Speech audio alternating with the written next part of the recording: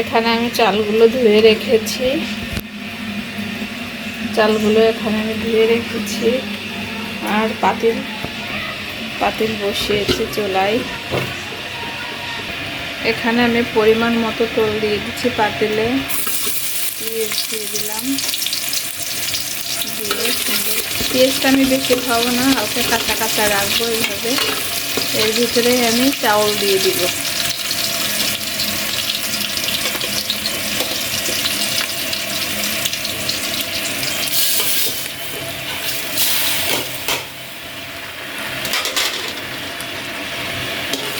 আসলে এক হাত দিয়ে নাড়ানো যায় না, এই জন্য আমি পুনরায় আবার আসছি। এখানে পরিমাণ মতো লবণ,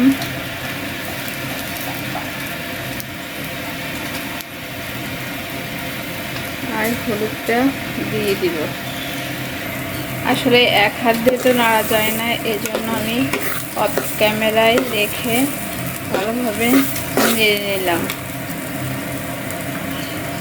আসলে খিচুড়ি এমন একটা জিনিস যে তেলের পরিমাণ কম হলে ভালো লাগবে না। অবশ্যই তেল আগে দিয়েছি, আবার একটু দিচ্ছি। মাংসেও তেল আছে, এই জন্য বেশি দিব না। এখানে তেজপাতাও দিয়েছি এর ভিতরে, লবঙ্গ, দারচিনি, এলাচ সব কিছু দিয়েছি।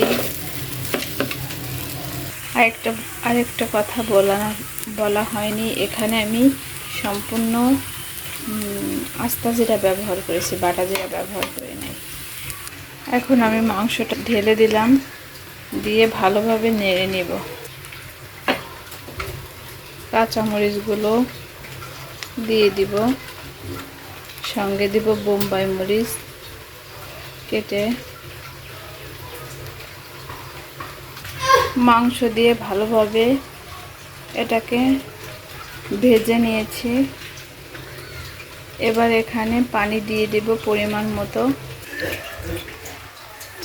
মতো পানি দিয়ে দিলাম,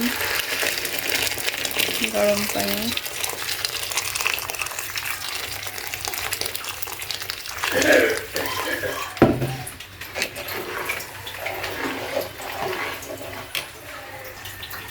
এবার একে ঢাকনা দিয়ে ঢেকে রাখবো, কিছুক্ষণ পরে এসে দেখব।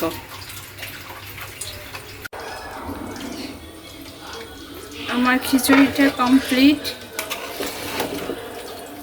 দেখেন কত সুন্দর হয়েছে,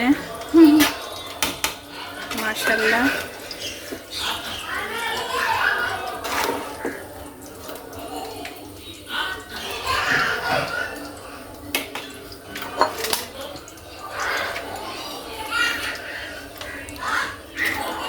আমি সামান্য বেড়ে দেখাচ্ছি।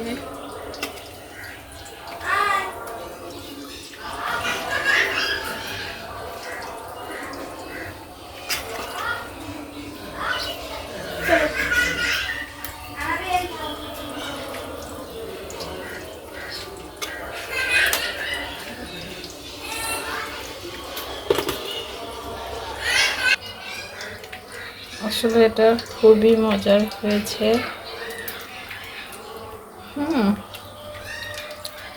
টেস্টি